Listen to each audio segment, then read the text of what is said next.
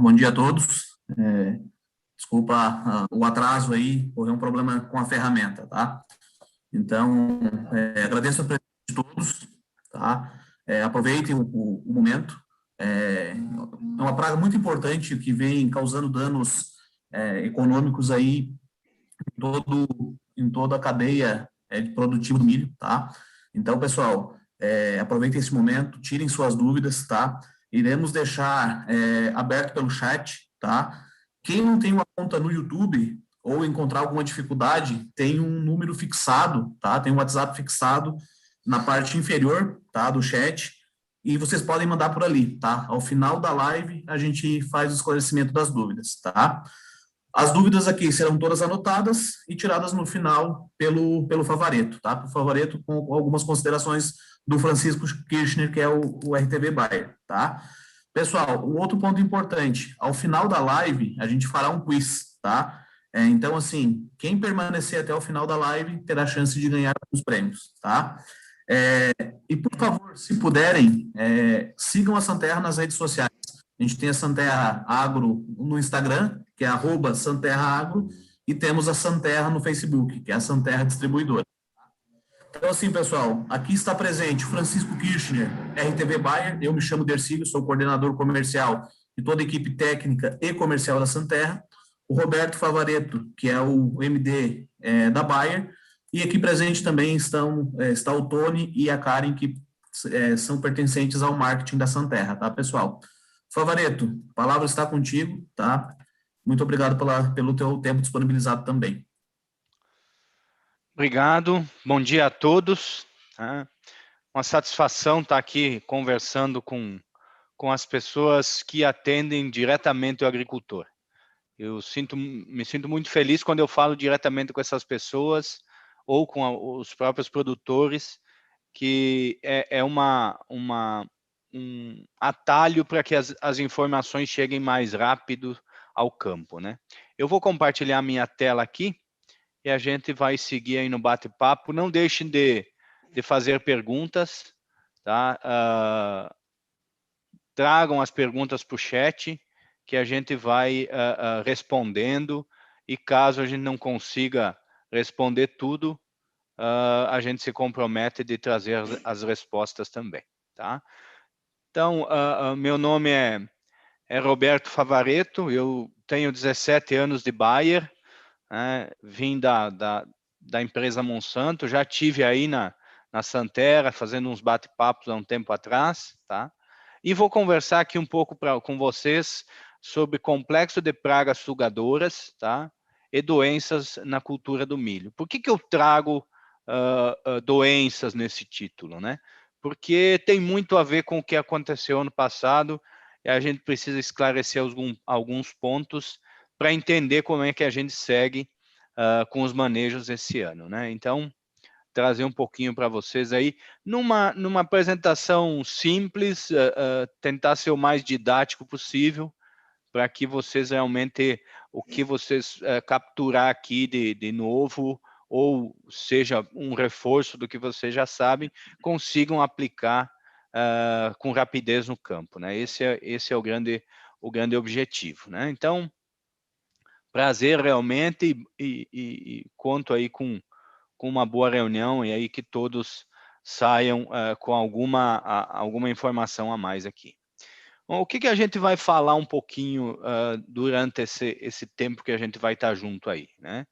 Eu gostaria realmente de estar presente, olhando nos olhos de vocês, né? Mas infelizmente, por conta dessa pandemia, a gente precisa optar por essa ferramenta digital.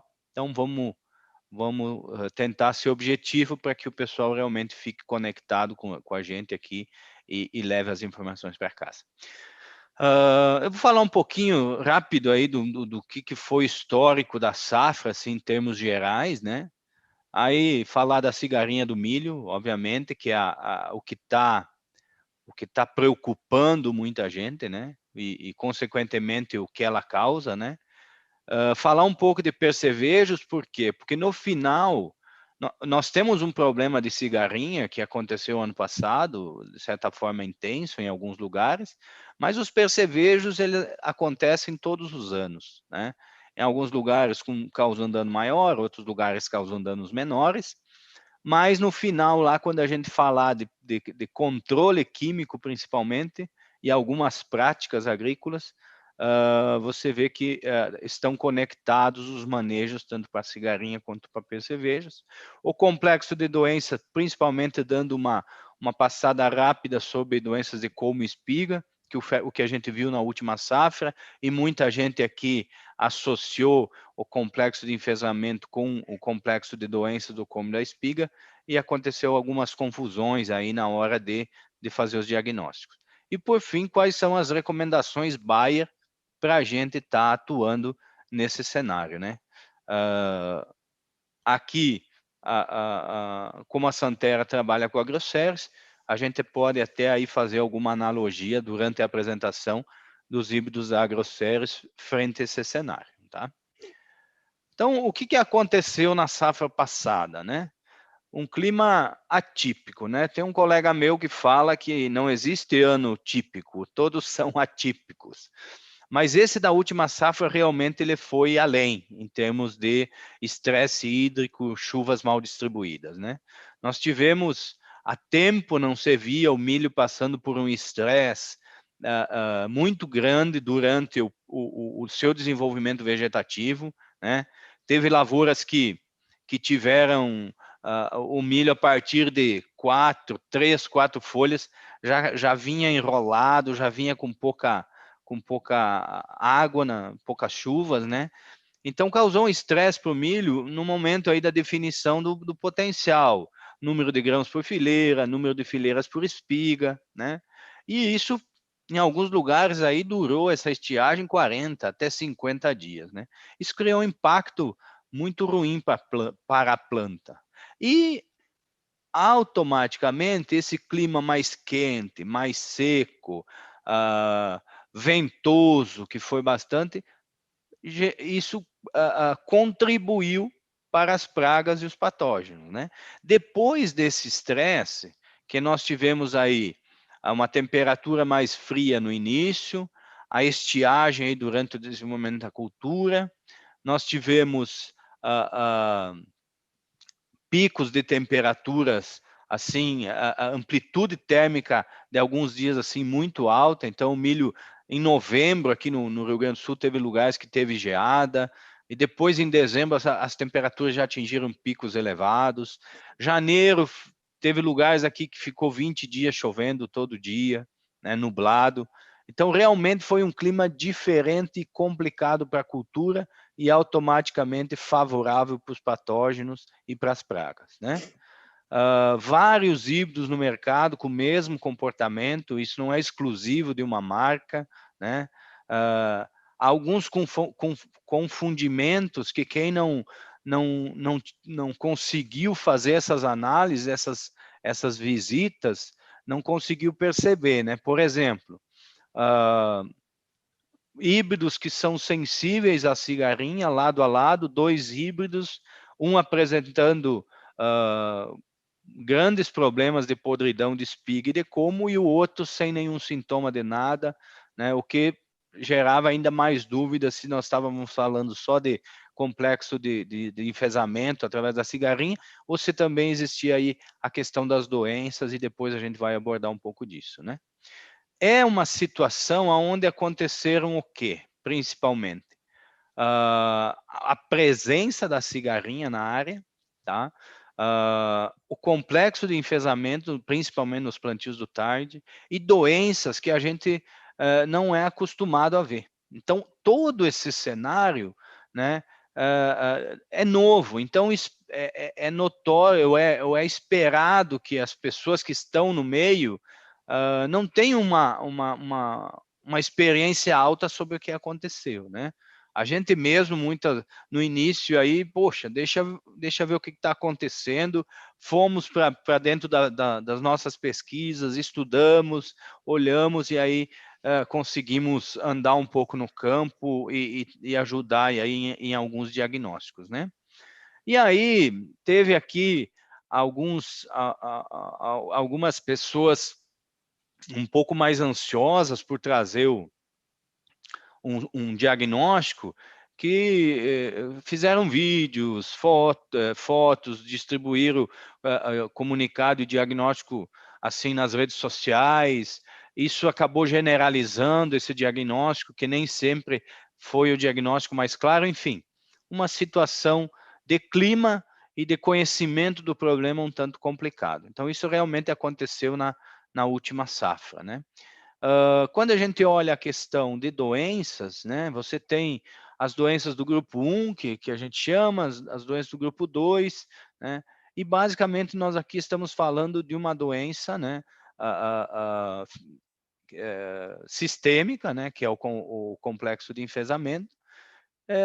As doenças, de sua forma, de maneira geral, elas têm o hospedeiro, o patógeno, que é a própria doença, o entendimento dele, e o ambiente. Quando você fala de doenças sistêmicas, como é o caso do complexo de enfesamento transmitido pelo inseto, a cigarrinha, você tem o vetor que a gente chama, que traz mais complexidade para essa questão do triângulo aí das doenças. Então, entra um elemento aqui que é mais complicado de você tratar toda essa situação.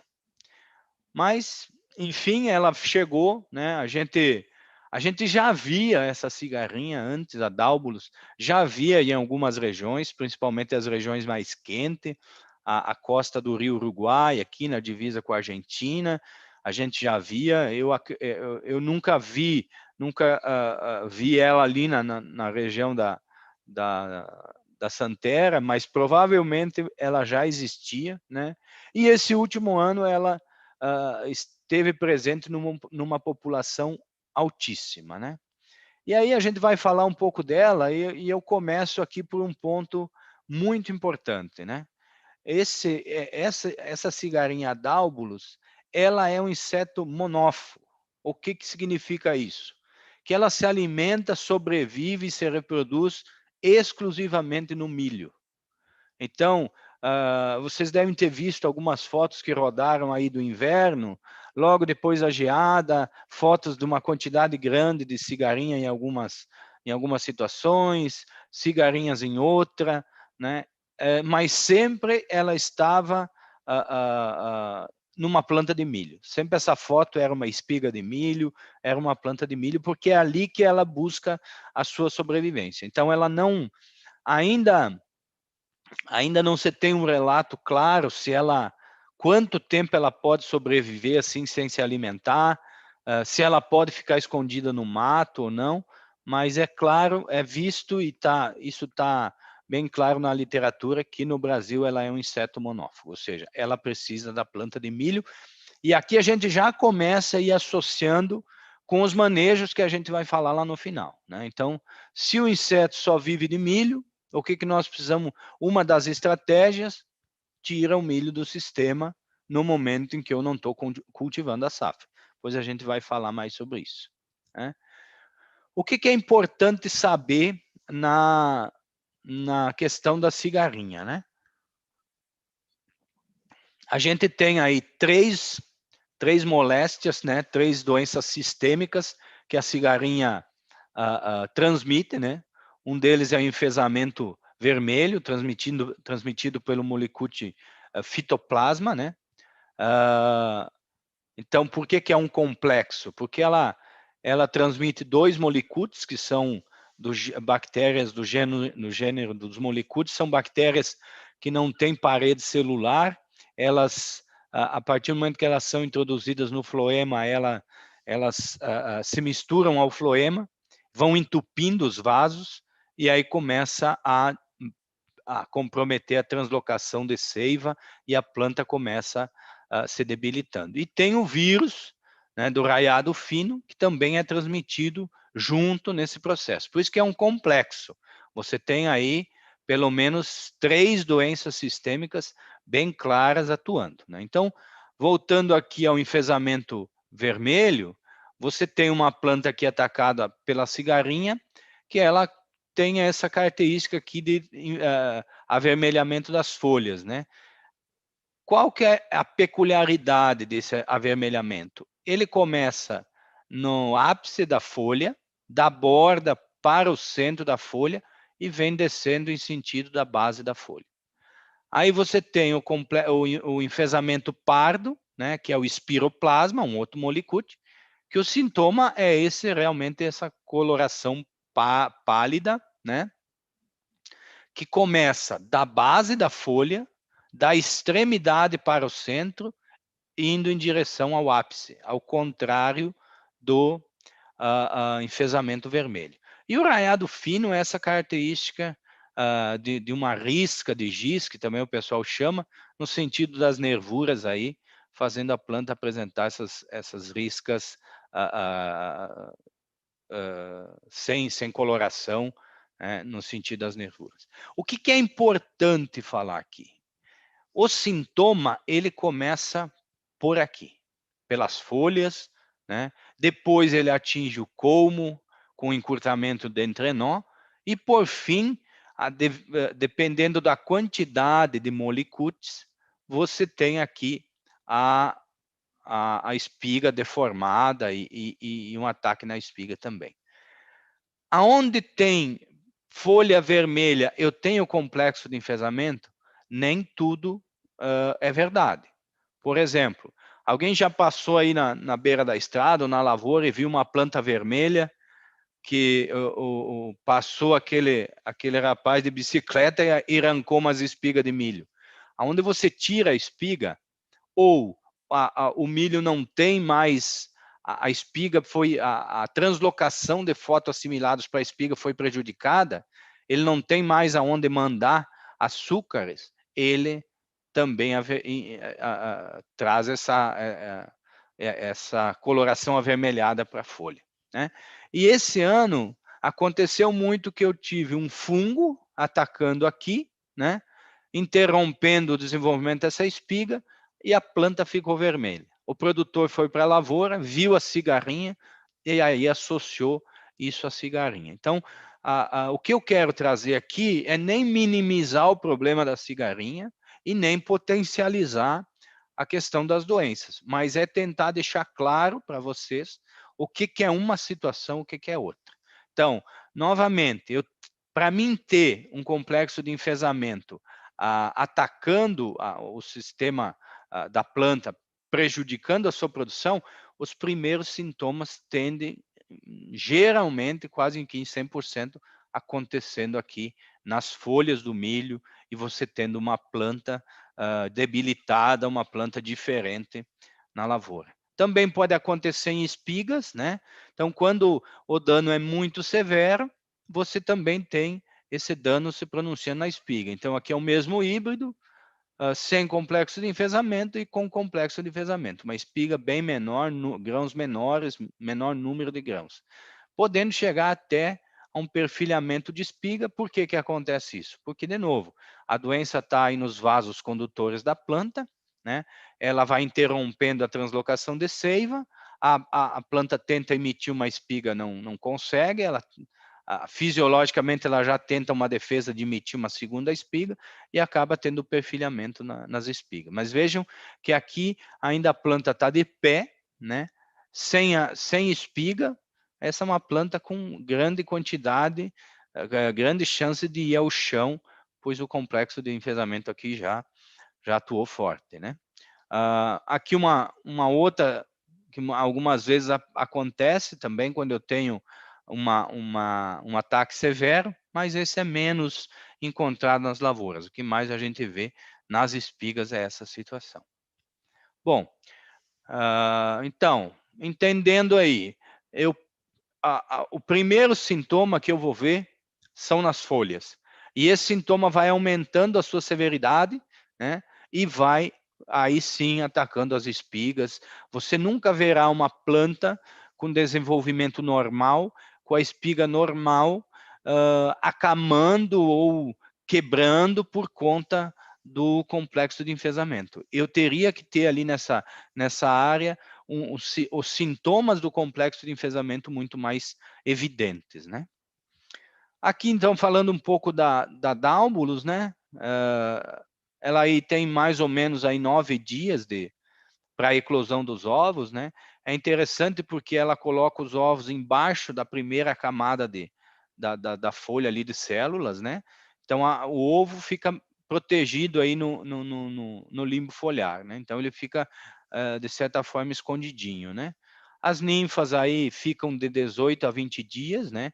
E o importante das ninfas é que elas ficam estáticas na folha, certo?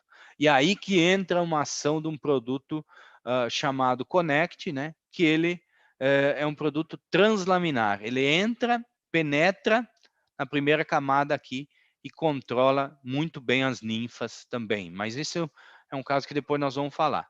Mas as ninfas ficam aí de 18 a 25 dias, sem transmitir nada, sem problema nenhum. Aliás, todo o ovo da cigarrinha, ele nasce limpo, né?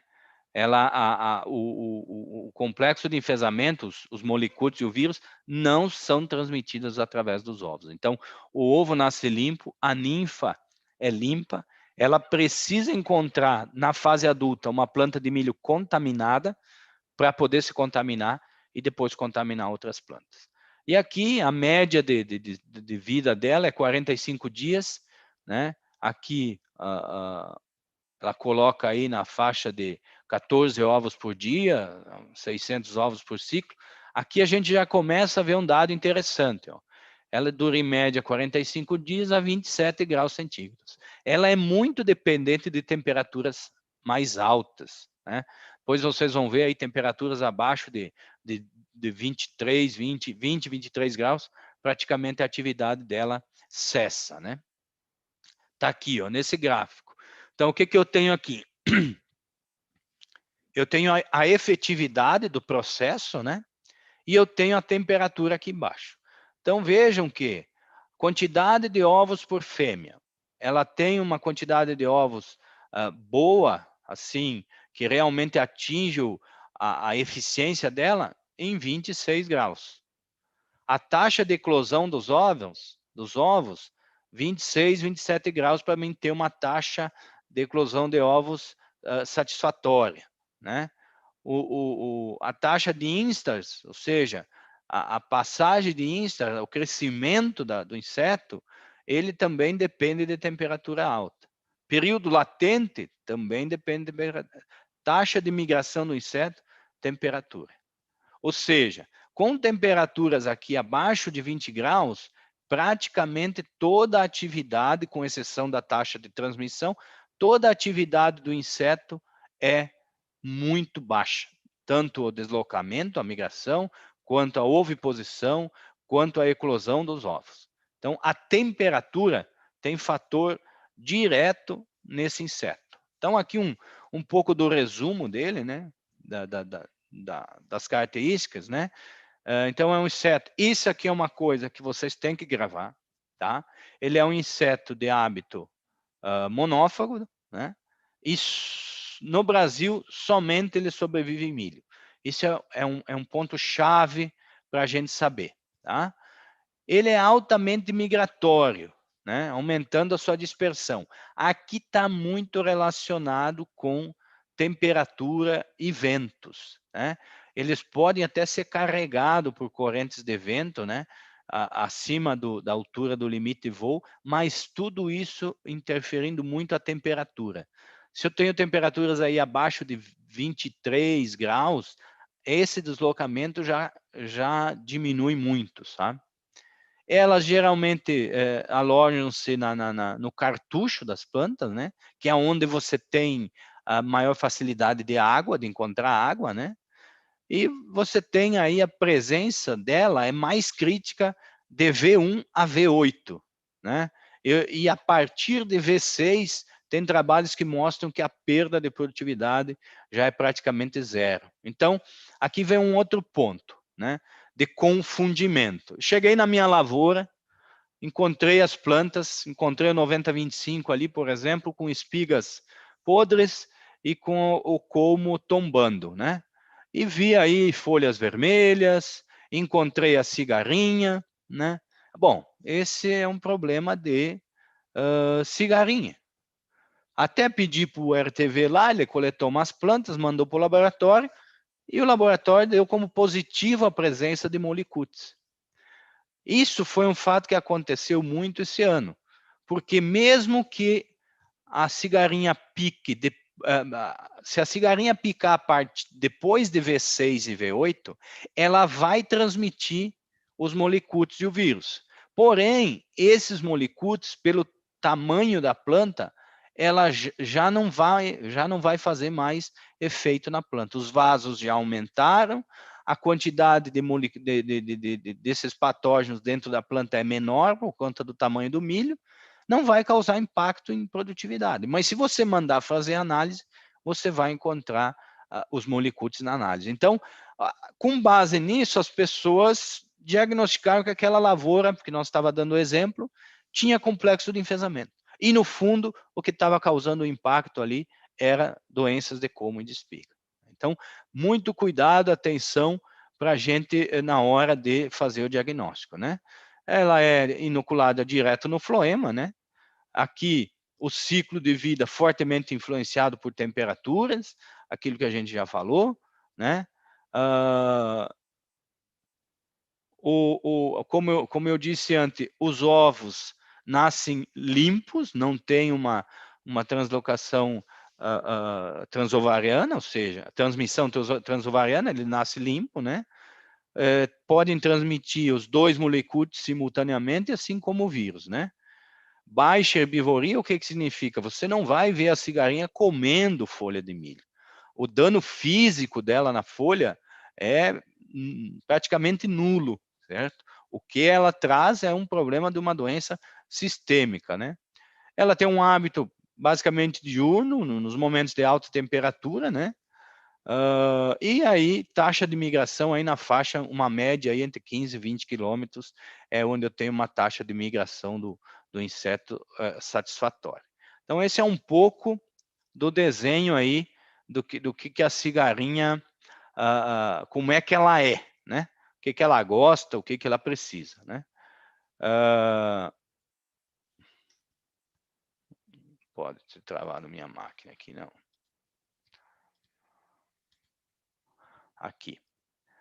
Esse é um outro ponto importante, porque aquilo que a gente falou, ela é a cigarrinha, ela tem uma transmissão das moléstias persistente e propagativa. O que isso significa? Ela é diferente do pulgão, por exemplo. O pulgão, ele dá a picada de prova na planta, ele já transmite lá as viroses que ele é capaz de transmitir. A cigarrinha, ela precisa de um tempo para adquirir os patógenos e mais um tempo para transmitir. Então, vamos tentar entender o seguinte: a cigarrinha, ela nasce livre, limpa. O que ela precisa? Ela precisa encontrar um milho contaminado com os molicutes, né? Picar esse milho, adquirir essas doenças, e numa outra planta sadia, picar aquela outra planta e transmitir. O que eu quero dizer com isso? Que não é tão simples assim a transmissão do complexo de enfesamento. Óbvio que quando eu estou numa lavoura aí que tenho bastante insetos e tenho plantas contaminadas, isso é transmitido de uma forma rápida. Mas esse entendimento é importante, né? Porque eu posso ver cigarrinha na minha lavoura, porém essa cigarrinha pode não estar contaminada. E aí ela não vai transmitir nada enquanto eu não achar uma planta de milho contaminada. Então veja a importância de nós ter janelas, né, intervalos aí do ano sem milho nas áreas. Para quê? Para evitar o que a gente chama de ponte verde. E aqui tem uma informação interessante que para o espiroplasma, que é o enfesamento pálido, ela precisa 1 hora ficar picando a planta para adquirir, né? 2 horas para o fitoplasma e 6 horas para o vírus. Aqui é um outro dado muito importante. Ela tem um período de latência de 23 dias, 20 dias na média para espiroplasma, 25 para fitoplasma e de 8 a 22 dias para o raiado fino. Esse período aqui, o espiroplasma, o fitoplasma e o vírus, eles estão dentro do inseto, porém estão em latência. Eles não têm capacidade de causar dano, de causar prejuízo, porque eles têm que passar esse período de latência, né? Aqui a inoculação também varia, e esse outro item, a retenção, é outro item que eu chamo a atenção de vocês. Por quê? Porque a planta adquiriu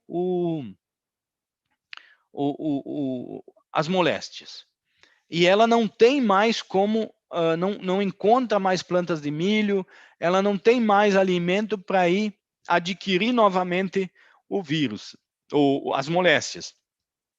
Essas moléstias ficam aí uma média de 40 dias dentro do inseto, depois são eliminadas. Ou seja, esse ano nós estávamos esperando o inverno para matar a cigarrinha, mas não morreu todas as cigarrinhas.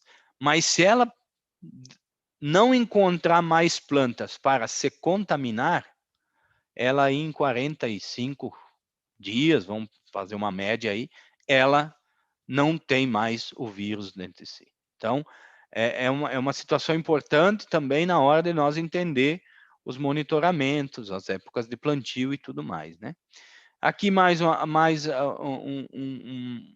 um chamamento para entender que a temperatura interfere diretamente nesse processo também, né?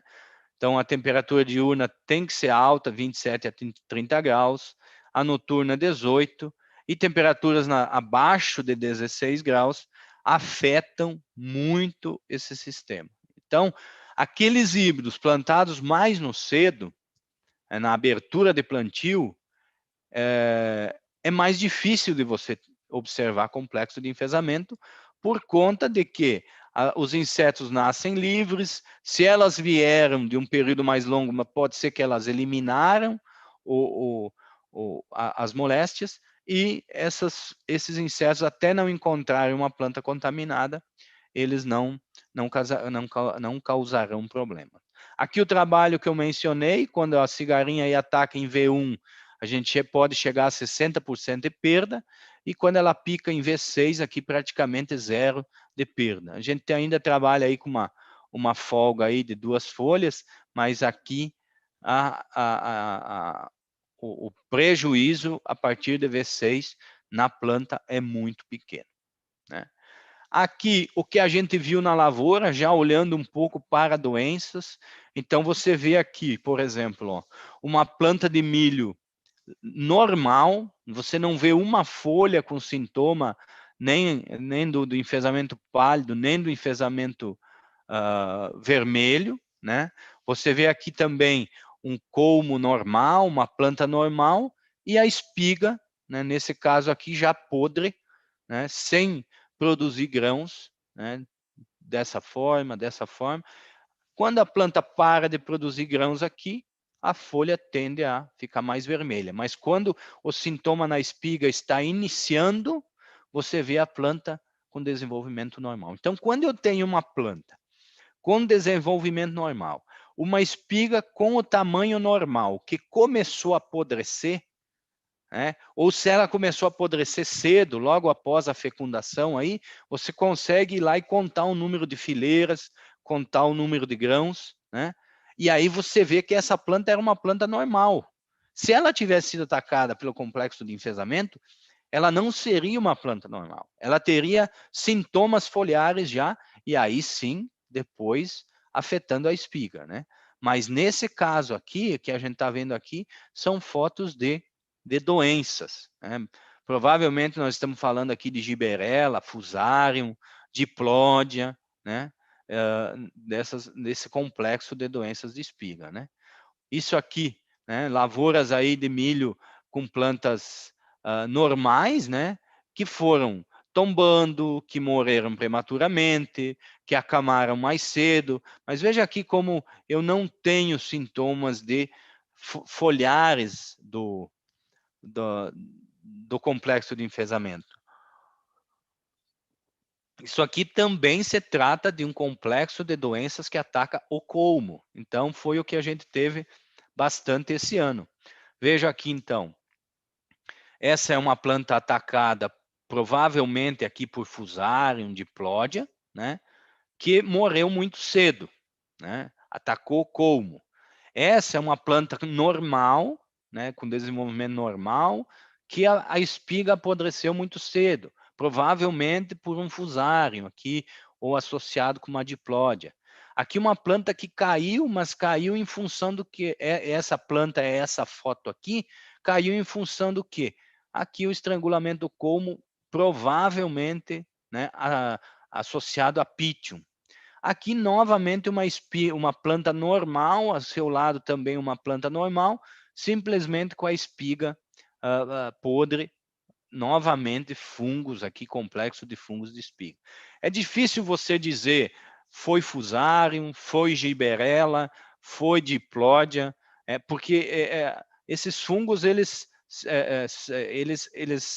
têm a condição climática muito parecida para estar se manifestando nas lavouras. Então, mas por isso que a gente chama de complexo de doenças de colmo e de espiga. Isso a gente viu muito na lavoura o ano que passou, né? Aqui umas fotos lá do professor Casa, né? Então veja, aqui falando de Fusarium na espiga, né?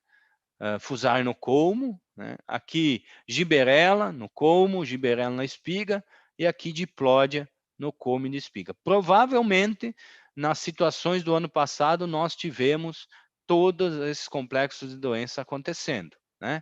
Por quê? Olha aqui as três principais, Fusarium, Gibberella e Diplódia. Eu resumi as condições favoráveis para que essas doenças ocorram, né? Olha aqui, Fusarium, né? Esse aqui é um dado, não coube a fonte aqui, é um dado lá da Fundação ABC, tá? Déficit hídrico antes do florescimento, seca antes do florescimento, alta temperatura e umidade após a polinização, dias nublados, favorável a Fusarium. Gibberella, temperaturas amenas, seca antes da floração, umidade excessiva, períodos prolongados de dias nublados após o florescimento. A diferença desses dois, essa aqui dá numa temperatura um pouco mais baixa, essa numa temperatura mais alta. A Diplódia, período de estiagem antes da floração, temperaturas altas, dias chuvosos depois da floração e deficiência de potássio.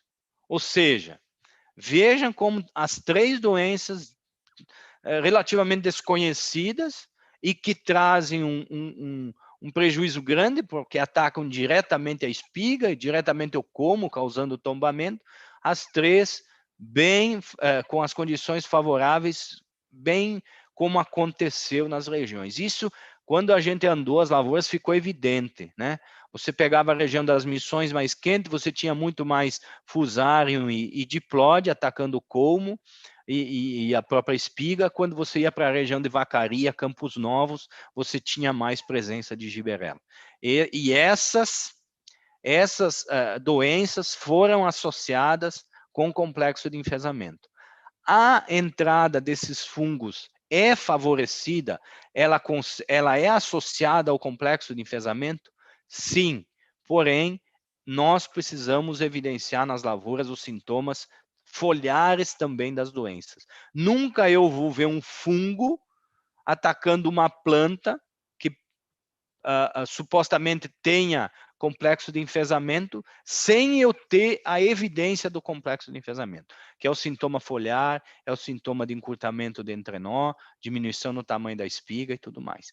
Então, esse ano aconteceu muito isso, e a gente precisa separar para a gente entender como a gente vai atuar em cada situação, né? Então, falamos um pouco de cigarrinha, complexo de enfesamento. Eu diria que é uma doença, que é uma condição complexa, porque o próprio nome diz, complexo de enfesamento, mas que também ela requer mais condições favoráveis para acontecer do que um próprio percevejo. Né? O percevejo, ele fica escondido no mato, ele fica escondido em plantas daninhas, ele sobrevive um bom tempo, assim que a planta estiver emergindo, ele vai lá e causa o dano. A cigarrinha precisa de que os astros se alinhem mais para que ela aconteça. Então, a gente já vai desenhando um cenário, entendendo cada região, se eu tenho risco de cigarrinha ou não. Eu tenho Ponte Verde, tenho milho durante todo o tempo, eu tenho calor suficiente para que essa cigarrinha se multiplique, se contamine outras. Por isso que a gente viu muito mais complexo de enfesamento nos milhos plantados a partir de outubro, novembro. Os milhos do cedo, muito mais problemas associados à doença, né? E essa próxima safra que virá nos trará muitas respostas, porque se eu tiver um clima não favorecendo tantas doenças, e eu tirar essas doenças que aconteceram no ano passado da jogada, vai ficar muito mais claro qual que é realmente o tamanho da minha preocupação com insetos como a cigarrinha, né?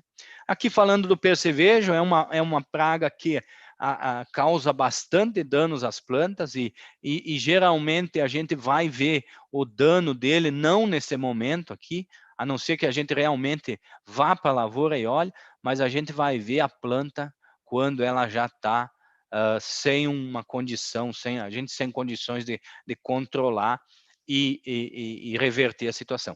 Por isso que o percevejo em milho, o controle deve ser feito cedo, assim como o cigarrinha. Lembra que eu falei lá que as estratégias de controle, elas se associam. E aí eu tenho uma recomendação que vai servir tanto para o percevejo quanto para a cigarrinha. Esse dado mostra o quê? Né? Que a primeira infestação, 2 dias após a emergência do milho, foi infestado percevejo, né? Trabalho da Monsanto ainda, né? Do time de desenvolvimento ainda da época da Monsanto, mas que não muda em função do ano, né? Eu tenho aí, quando eu infesto a área com percevejo 2 dias, eu tenho aí com 8 percevejos, eu tenho 30% de perda de produtividade. Com um percevejo eu tenho 95% e assim por diante. Quando eu infesto essa área 9 dias após a emergência do milho, eu já tenho perdas um pouco menores. Ainda são bem consideráveis, mas menores. Mas veja aqui quando eu vou lá no 16º dia, né, e infesto a área com percevejo. Onde eu tenho 8 percevejos, eu só tenho aqui 96%. Então, aqui fica claro que nós precisamos controlar percevejo 2 dias após a emergência até 16 dias. Agora, quando eu entro com controle aqui, esses 8 percevejos que posso ter na área, eles vão virar 2. E 2 percevejos aqui, eu já não tenho mais problema. 2 aqui, ó, 99, não perdeu produtividade. Então, a estratégia de controle do percevejo é cedo, com intervalos curtos de aplicação, garantindo que aí, a partir do, vamos, sei lá, arredondar aqui, 20 dias, ou quando o milho está com o colmo do tamanho de uma caneta, o percevejo já não consegue transmitir aí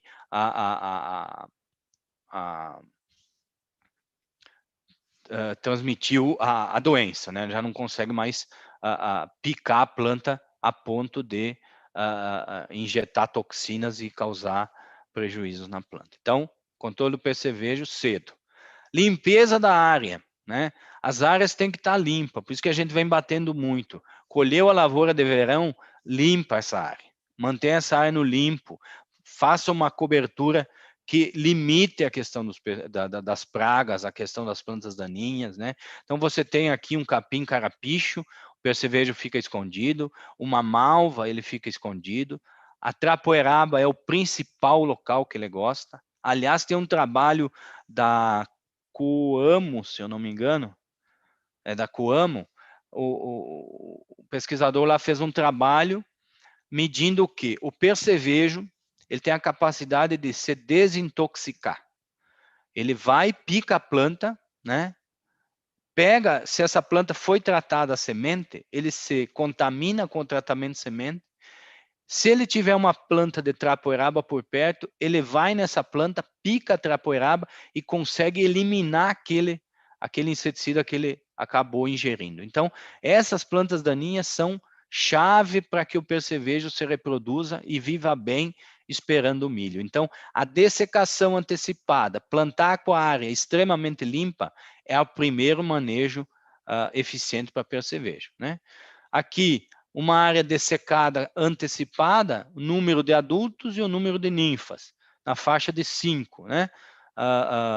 Aqui, onde eu tenho pousio, eu chego a ter aí adulto 35 a cada meio 0,25 metros quadrados. Então, realmente a lavoura limpa é fundamental para mim evitar a questão do percevejo. Bom, aqui a gente, o que a gente faz com o percevejo barriga verde, que é o que mais acontece no milho? Monitoramento prévio. Na dessecação, você já tem que olhar se tem percevejo ou não. Eliminar plantas daninhas. Realizar o tratamento de sementes com Cropsa. Fazer a primeira aplicação no momento certo. Na fase de palito, o milho saiu, vocês viram os dados aí, 2 dias após a emergência, faz a aplicação.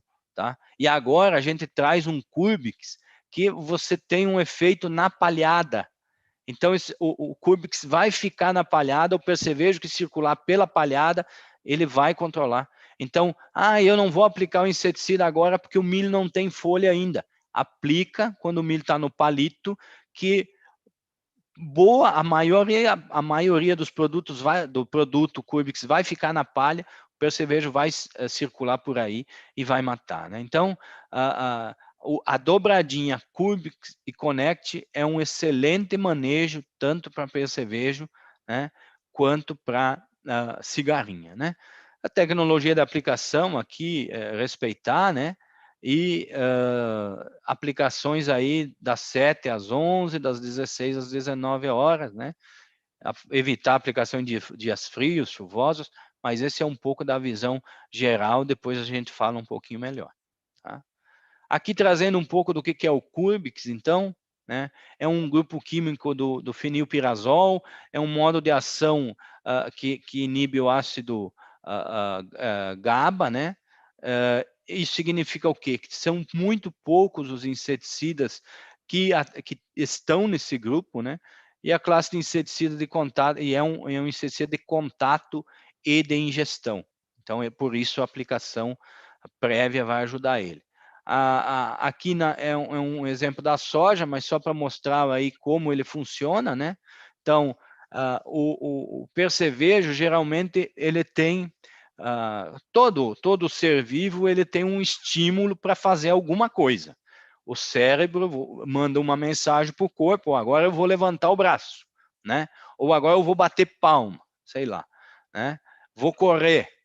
E aí, quando eu aplico o etiprole, o produto bloqueia esse ácido que é o responsável por cessar o movimento. Ao mesmo tempo que o cérebro mandou uma mensagem para fazer alguma coisa, quando o cérebro também tem que mandar a mensagem para parar de fazer aquilo. Né? E isso não acontece quando eu aplico o etiprole, porque ele bloqueia essa mensagem. E aí dá o que a gente chama efeito de choque, que o percevejo começa a agitar, entrar num estado de realmente parece que está grudado na tomada, né? Mas isso é porque o ácido, a aplicação do inseticida atuou nesse ácido que bloqueia a mensagem de cessar o movimento. E aí o inseto acaba morrendo, né? Tem um efeito de choque forte e acaba morrendo na hora. E como é um produto que tem bastante residual, também tem uma boa ação de residual. Tá? Então aqui mostrando o efeito de choque. Então eu tenho aqui alguns produtos, né, que fazem, que competem com ele. E aqui o percentual de controle de insetos, né? Então eu apliquei os produtos e fui analisar lá de 1 a 3 dias após a aplicação, após a última aplicação. Então um controle aí de 71%, 72% praticamente, contra 60 e poucos dos outros produtos aqui nessa condição de aplicou, vou lá olhar, então tem um efeito de choque alto. Aqui, nesse outro gráfico, eu vou ter a avaliação da área no período de 15 dias após a aplicação. Vejo que 15 dias após a aplicação, o controle ainda seguia alta no Curbix e o controle dos demais produtos baixou. Isso é residual. Por que ele tem esse residual? Por que o Curbix tem uma persistência maior? Porque ele tem uma solubilidade baixa, né? Ele tem ele não é volátil, ou seja, ele não é lavado facilmente, ele não evapora, não volatiliza facilmente, e ele tem uma afinidade com a gordura moderada, né, que é considerada já boa, que é ele ficar aderido às ceras das folhas, para que ele tenha mais presença aí. Então, por conta disso, ele tem um efeito residual maior, né? Bom, pessoal, falamos um pouquinho falamos da cigarrinha, falamos das doenças, do percevejo, entramos um pouco explicando o que é o novo produto aí que a Bayer está trazendo para o mercado, né? E agora a gente vai indo para finalmente fechando com os posicionamentos, né? Com o que eu faço então para qual é a estratégia de controle para doenças? Bom, eu tô numa área que o ano passado eu vi muito complexo de doença. O clima esse ano começa a se desenhar, né? Qual a estratégia para essas doenças que a gente falou? Primeiro, rotação de cultura. Nós estamos falando de fungos necrotróficos, com grande capacidade de presença, de sobrevivência nos restos culturais. Então, precisa ter rotação de cultura, né? Isso é visível. Nós tivemos grandes problemas em áreas de pivô aqui no Rio Grande do Sul, porque já fazem 2 ou 3 anos que é milho sobre milho, e aí você tem, o milho é muito sensível à falta de rotação. Manejo de solo, visando reduzir a compactação. Esses fungos que entram via solo, Fusarium principalmente, ele gosta de solo compactado, que a raiz fique encharcada por mais tempo. Então, quanto mais eu trabalhar a parte física do solo, melhor. Dessecar antecipado. Por que dessecar antecipado? Porque a palhada vai apodrecer, as raízes da palhada vão apodrecer, e aí o solo vai ficar mais solto, a água vai penetrar melhor e vai evitar a condição ideal para o fungo. Plantio em condições ideais, umidade e temperatura. Eu sei que vocês estão numa região mais quente, mas eu imagino que também vocês tenham situações aí de plantio em solo frio, tá? Como é nas missões, como está sendo aqui no Planalto, porque o pessoal está antecipando os plantios. Então, uma das duas coisas vocês têm que evitar na hora do plantio. A temperatura a gente vê que a gente não consegue muito mudar, né? Chegou o dia, eu começo a plantar, o solo está frio, mas se eu não plantar, eu vou atrasar, depois corro o risco de uma seca, não sei o que, é mais difícil. Então, se for plantar com solo frio, que seja com solo seco. Quando você associa umidade com temperatura abaixo de solo, é um prato cheio para a entrada das doenças, né? Adubações equilibradas, nitrogênio e potássio. A gente não falou, mas a diplódia, ela gosta muito de uma planta com deficiência de potássio. E esse ano, a gente entende que em algumas situações teve isso. Não porque o agricultor adubou com pouco potássio ou porque a lavoura o solo tem pouco potássio, mas porque a planta, no momento que ela estava se desenvolvendo ali do V5 até o pré-florescimento, que é quando ela acumula uma grande quantidade de matéria seca, ali, ali acontece a maior absorção de potássio. E se tivermos seca, né, essa absorção de potássio pode ter sido prejudicada. Pode não, foi prejudicada. Então, eu tinha lavouras aí que a planta estava com déficit de potássio dentro do colmo, no colmo, enfim, na planta, e isso favoreceu também as doenças, principalmente de diplódia. Tratamento de semente, né, para proteger daqueles fungos iniciais que entram pela semente ali, ajuda bastante. E a gente tem resultados já, não trouxe aqui para não alongar, mas a gente já tem resultados de fungicidas, principalmente Fox Expro, um produto de maior espectro, controlando bem essas doenças de colmo e de espiga. Mas esse tratamento com fungicidas foliares ajuda também no complexo de doenças de colmo e de espiga. Tratamento de semente, a gente vai estar trazendo um produto novo a partir do ano que vem, se eu não me engano, a gente já consegue trazer ao mercado, né? Que é o Redigo, que é um tratamento de semente, um fungicida que atua bem na questão do fusário e das doenças de colmo. Então, esse é um pouco da estratégia de manejo para doenças.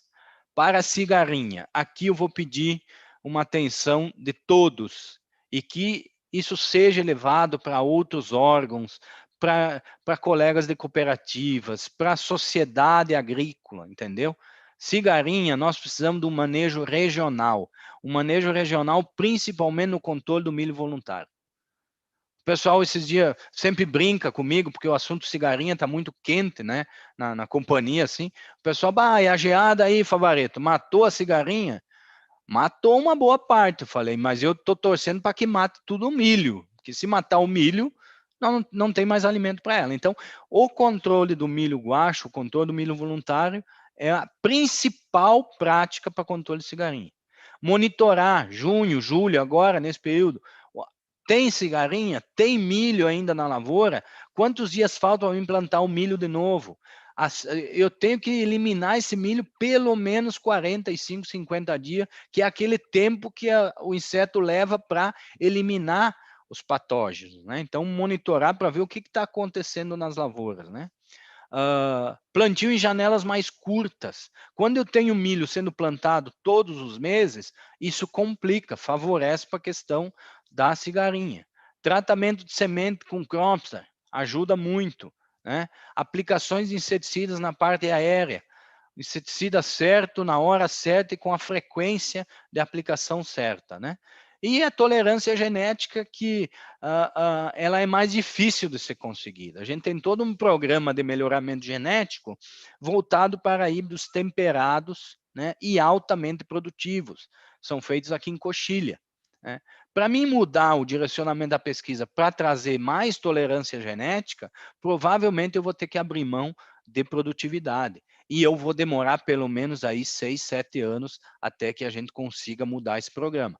Se a coisa realmente complicar para o lado do complexo de enfesamento, a gente vai ter que ir por esse caminho, mas ele é mais demorado, então eu preciso pensar aqui nesse manejo estratégico. Só tolerância genética vai resolver? Não. Só aplicação de inseticida em parte aérea vai resolver? Não. Mas se eu contar com essa estratégia, eu tenho grande chance de eliminar o problema.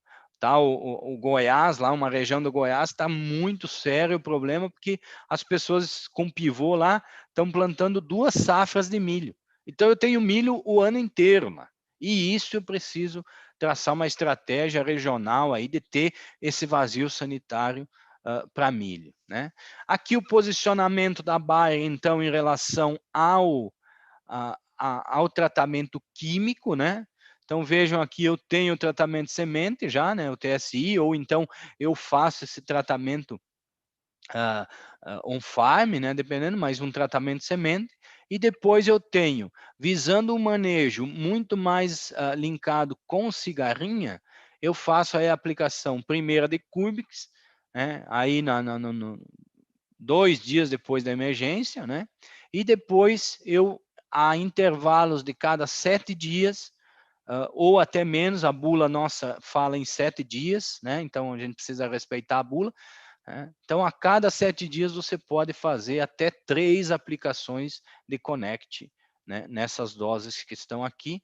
Então, se eu pegar aí, nós estamos falando de a primeira aplicação, 7 dias, 14 dias, 21 dias, mais aí um residual, 20, praticamente 30 dias, né? Fazendo de conta aí, fazendo de conta não, trazendo o exemplo de que o milho aí a cada 3, 4 dias ele põe uma folha, né? Então eu tenho aí 30 dias dividido por 3, seriam 10 folhas já. Então eu tenho uma proteção boa, mas é importante começar aqui no cedo. Se eu estou numa situação de mais percevejo, eu posso fazer Curbix, Connect e Connect de novo. É importante dizer, o Curbix também tem uma excelente ação na cigarinha, né? Porém, o Connect tem esse efeito translaminar e ele acaba matando mais a ninfa. Por isso que em alguns ensaios a gente tem o teste de Connect, né? E na hora o controle de insetos ficou igual aos produtos concorrentes. Mas no final da colheita da lavoura do milho, aonde tinha sido tratado com Connect, eu tinha muito menos plantas com sintomas de enfesamento. Ou seja, isso porque ele controlou muito mais as ninfas. Então, é um excelente produto para cigarrinha. E aqui trazendo a recomendação, então, um geral para chamar atenção aqui. Aquelas doenças que a gente falou, foliares, né? E que esse tipo de recomendação vai atuar também nas doenças de colmo e espiga, né? Dependendo do híbrido aí, 3 aplicações, dependendo do híbrido, 2, né? Mas aqui tendo com esses produtos aqui, nesses momentos aqui, eu tenho aí um resultado muito bom. Lembrando que o controle para lagarta é diferente do que é para cigarrinho e percevejo. Então, se eu tenho problemas de lagarta, eu preciso ver isso de forma diferente, né? Belt e uma de larvim, se for necessário. O importante aqui, lagartas com meio centímetro. Aí o belt ou qualquer produtos vão fazer um excelente controle. Se passar de 1 centímetro, poucos produtos vão ter um efeito melhor. Então, meio centímetro belt, 1 centímetro larvim, passou de 1 centímetro, já começa a ter dificuldade no controle. Então, aqui reforçando então a questão dos produtos para sugadores, né? Então, esse seria a recomendação de manejo químico da Bayer para essa questão de complexo de enfesamento, pragas sugadoras e doenças, principalmente doenças do colmo e da espiga. O que eu tinha para passar para vocês era isso, né? Eu não sei se eu passei muito do horário, mas enfim, fico aberto agora a perguntas, né? E tirar as dúvidas aí que o pessoal tem. Obrigado pela atenção aí, vamos conversar aí em cima das perguntas aí.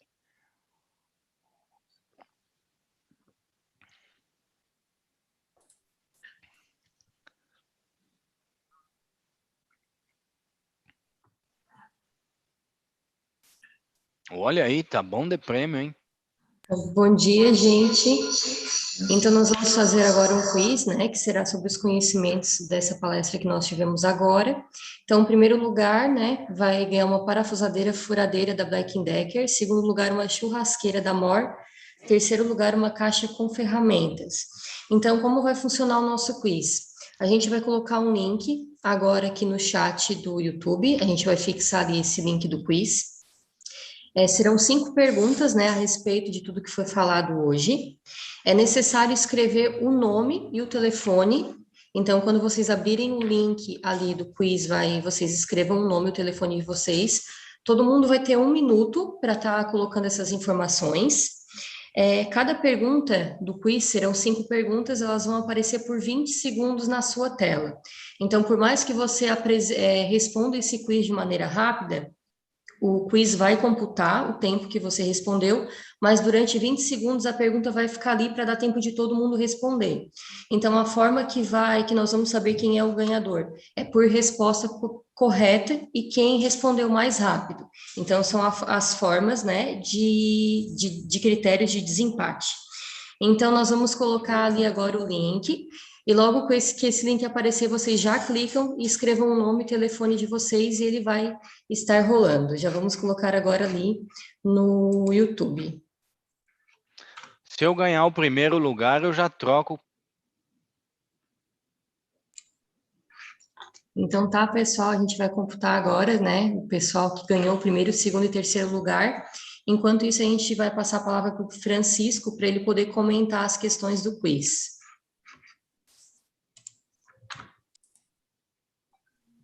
O pessoal já respondeu? Finalizamos. Já vamos mostrar daqui a pouco quem ganhou. Ah, bom. Eu pensei que ia aparecer na tela as perguntas.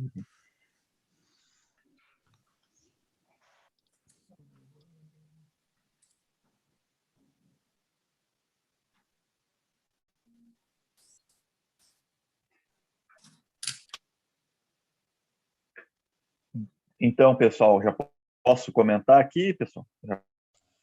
Pode comentar.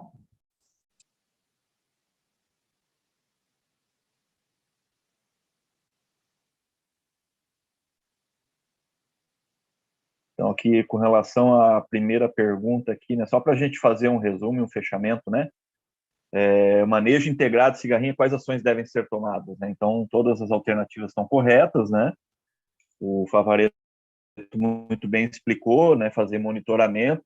E aqui eu trago um ponto com relação ao monitoramento, só para fazer um gancho, de uma ação que nós estaremos fazendo, né, no sul, no Alto Vale, em toda a região de área de atuação da Santerra. Nós vamos estar fazendo monitoramento com armadilhas, né?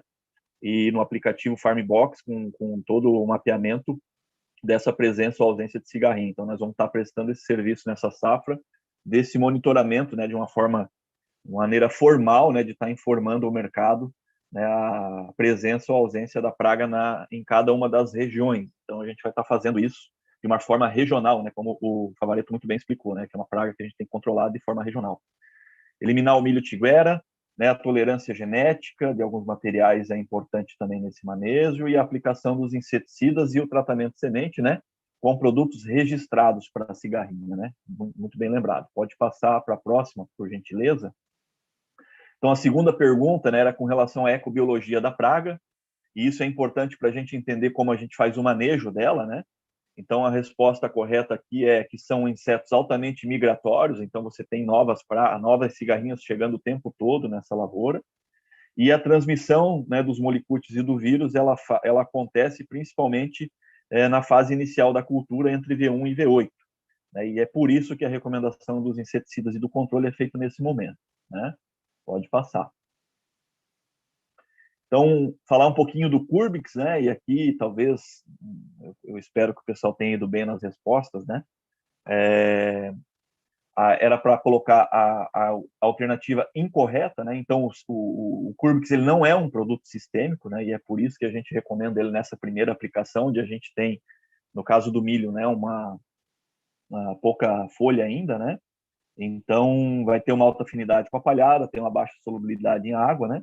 E ele é um inseticida de contato em ingestão. Tá? A dose dele é 750 ml por hectare para controlar cigarrinha e milho. Tá ok? Pode passar. Então, aqui, falando um pouquinho do Connect, né? A casadinha Curbix Connect é a nossa recomendação para cigarrinha do milho. Tá? Então, a alternativa correta é que ele possui uma baixa fotodegradação, né? Então, principalmente, e tem uma mistura muito equilibrada com o neonicotinoide, né? Só para a gente ter uma ideia, com relação ao seu principal concorrente, nós estamos falando que Connect tem 3 vezes mais neonicotinoide, né, na dose de 1 litro por hectare, né? Então, ele traz essa quantidade de neonicotinoide, que é uma coisa muito importante para controlar as ninfas, né?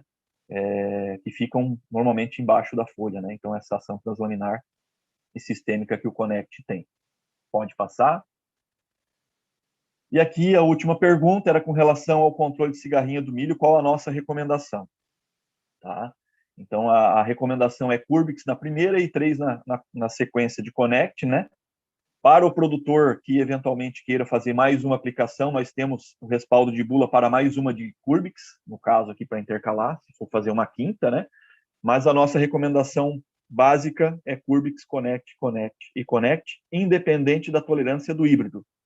Por quê? Lá na primeira pergunta, né, a tolerância ao híbrido era né, era um dos fatores de manejo integrado, né, junto com outras práticas. Então, independente do material ser tolerante ou mais sensível, essa vai ser a nossa recomendação de inseticidas para controle de cigarrinha do milho.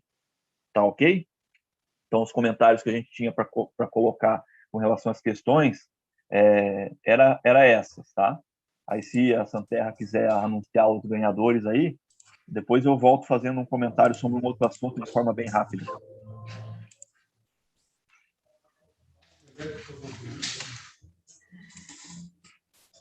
Então, gente, esses foram os ganhadores do quiz. Em primeiro lugar, o Nicolas Menegon. Em segundo lugar, Gabriel Martins. Em terceiro lugar, o Anderson Saturno. Nós vamos estar entrando em contato para fazer a entrega dos prêmios e agradecemos a participação de todos. Porra, Gabriel, você ganhou a churrasqueira para ir para os rodeios, hein, bicho? Agora nós vamos passar, então, para o Favaretto responder as dúvidas do pessoal. Alvareto, temos uma dúvida aqui, é o seguinte, Tá. Em caso de um período chuvoso, né? Sabemos ali que o dano causado pela cigarrinha é de V1, do lado do palito até V1, certo? Isso. Em caso de período chuvoso, que não é possível a entrada com um inseticida, qual o percentual de dano que isso pode acontecer para a cultura do milho? Ela se manifesta em período chuvoso, não se manifesta? A praga, no caso, né?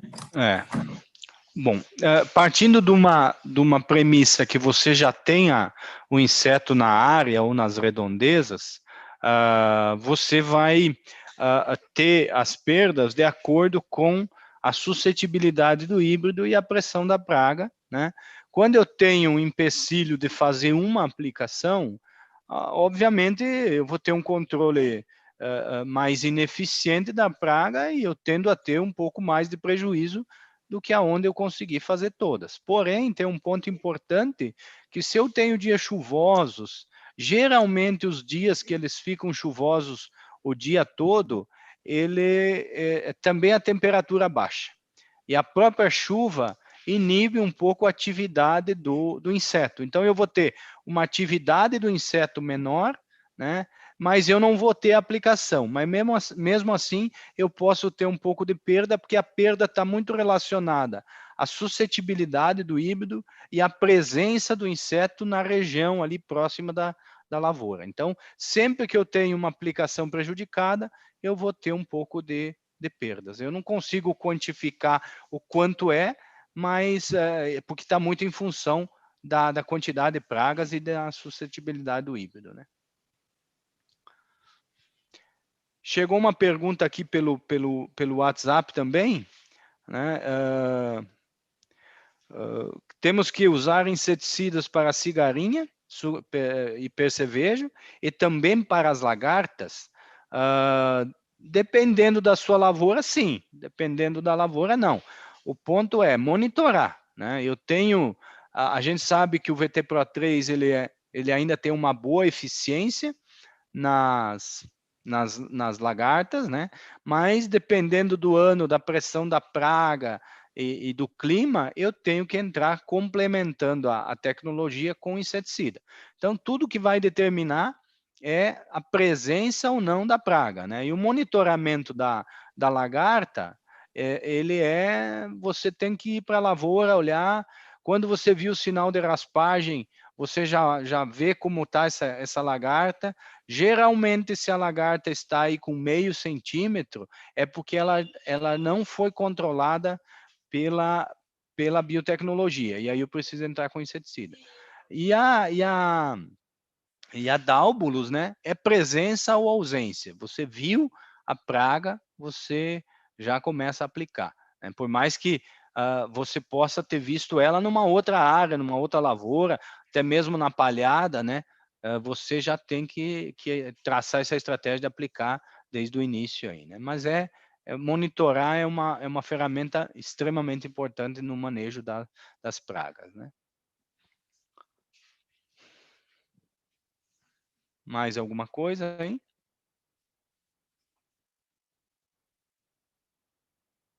Estou olhando aqui no chat, acredito que não.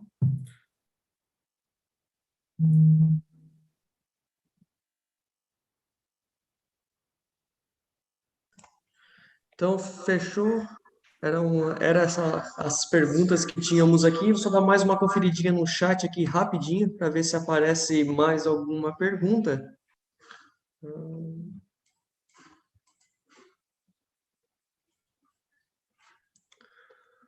Fechou, então.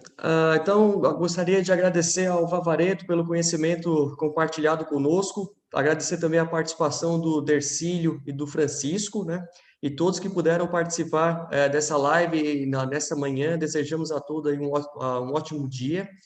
E já deixamos aqui também o convite para a live que teremos no dia 20, no mesmo horário, tá? Com o palestrante Forcellini, que apresentará resultado de Fox X Pro e posicionamento técnico.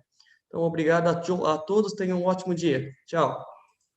Valeu, gente. Até a próxima. Tchau, tchau. Pessoal, até Valeu, mais. pessoal. Falou. Valeu.